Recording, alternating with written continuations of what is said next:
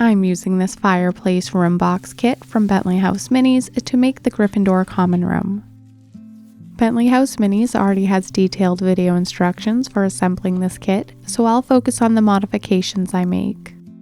Ara recently made me these 2 chairs from the Gryffindor Common Room. She took this photo of one of the chairs sitting in the assembled room box kit. Here are the 2 chairs Bentley House Minis made on the floor of the room box. It's a big room box, but since the Gryffindor Common Room is a huge room in a castle, I'm making the floor even bigger. I traced the existing floor onto the box it arrived in.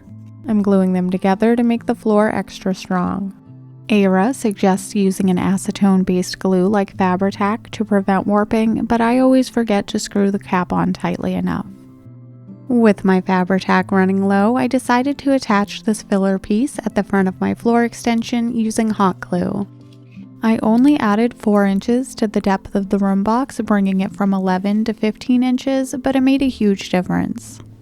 The back wall of the room box is made from 2 layers of cardboard. The back piece is wider than the front, so you can easily attach the side walls to the overhang. The Gryffindor Common Room is a very tall space, so I'm making this back wall taller as well. I'll be attaching another piece of cardboard to the bottom of this wall, but I don't want to create a butt joint where it could easily fold and break apart. I'm removing one of the layers of cardboard so I can attach a new piece with some overlap. I could have avoided this step if I had trimmed one of the walls shorter before gluing the 2 back pieces together. I'm using a combination of wood glue and hot glue to attach the wall extension. You can distinguish the kit from my additions based on the color of the cardboard. The Amazon boxes I used are a lot darker than the original kit. Since I extended the floor and the height of the room box, I made my own sidewalls using a double layer of scrap cardboard. For some Gryffindor aesthetic, I'm rounding one of the corners using an oatmeal container. The Gryffindor Common Room is actually supposed to be a round room at the top of a tower. I think for movie making purposes, it was easier to just make it a rectangular room with some round features. I'm mostly basing my room off of the Warner Brothers studio set, as well as taking some artistic liberty. The oatmeal container isn't tall enough on its own, so I used the piece I cut as a guide to make a second piece. I overlapped the pieces to make a taller tower. My hot glue cures pretty quickly, so first I added glue to the center and then glued the edges. I'll actually be using this tower on the other side of the room, but this is the look I'm going for. I still don't have any acetone-based glue, so I cut the beams out from the kit and used wood glue to glue them together. While the wood glue was still wet, I added hot glue around the edges. The kit includes a few different sizes of chipboard strips to cover the corrugation of the cardboard. I'm using these strips to cover up the cutouts in the beams. I'm curling the strip a little bit by pulling it along my fingers. To get the correct length without measuring, I held the strip up to the corresponding piece and used my scissors to snip it. Covering the corrugation really disguises the use of cardboard and gives it a finished look. I used this triangle cutout to measure for the side pieces. By this stage, my hands were a bit ashy from the laser cut edges. Ara suggests wiping the pieces as you cut them out, but I decided to wipe after assembly. After wiping, I decided to sand the sides of the beams. If you decide to sand them, you could skip wiping down the ash, since sanding the chipboard edges made the strips flush with the surface and got rid of the ash. The roof will hide the top, so I only added a strip to the bottom. For the pieces that support the beam, I'm only adding glue to the very top. I'll be trimming these later, so I don't need to add glue along the entire length. I temporarily added the beam supports using some painter's tape, and now I'm trying to plan the rest of the room by drawing on an image. I'm not great with technology, but I eventually got the hang of it.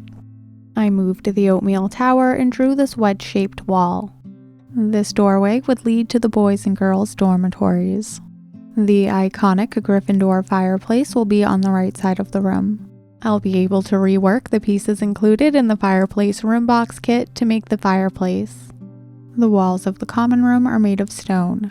The lower half of the walls are covered in tapestries. I'll also be adding a bunch of portraits using the frames Ara sent me. Eventually, the space will be jam-packed and it'll look like a bunch of students just left the room. The details will come later, but first, a window. I'm using one of the laser cutouts from the room box kit and some graph paper as a guide for making my own window. The window I'm copying is enormous and sticks up above the tapestry. I got this Lady in the Unicorn tapestry fabric from a site called Spoonflower. I'll be cutting this into squares and using it on the lower half of the room.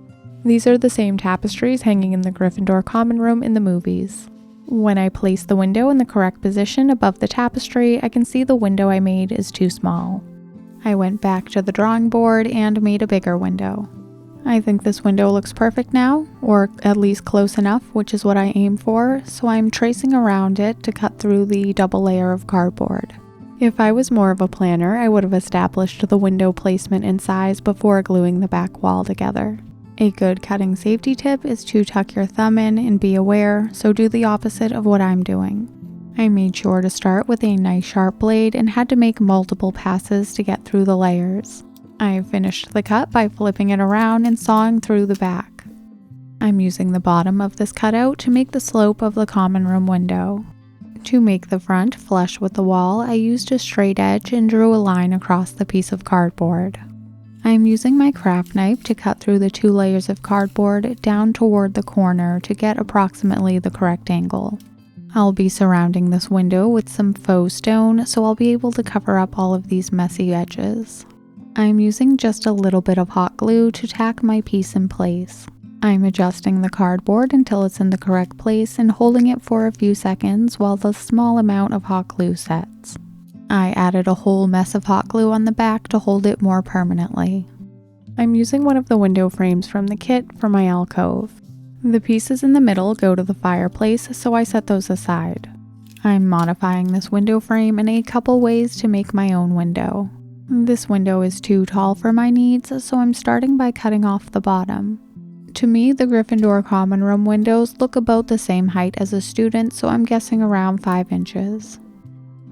I'm using the pieces I cut from the bottom and the sides to modify the window.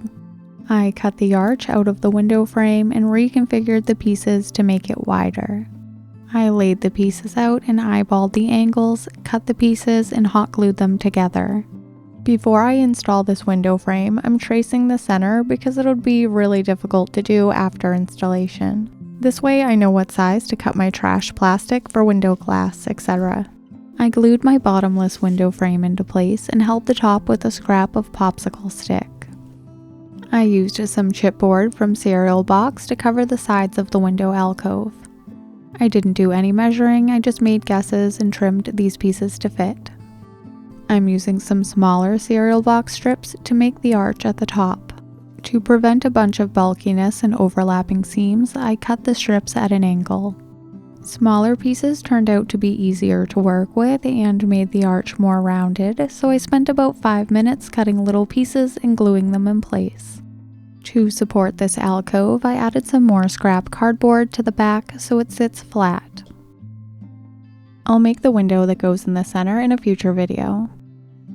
Modifying a well-designed room box kit made it easy to create the shell of the Gryffindor Common Room. If Harry Potter isn't your thing, it could be used as a grand miniature space instead.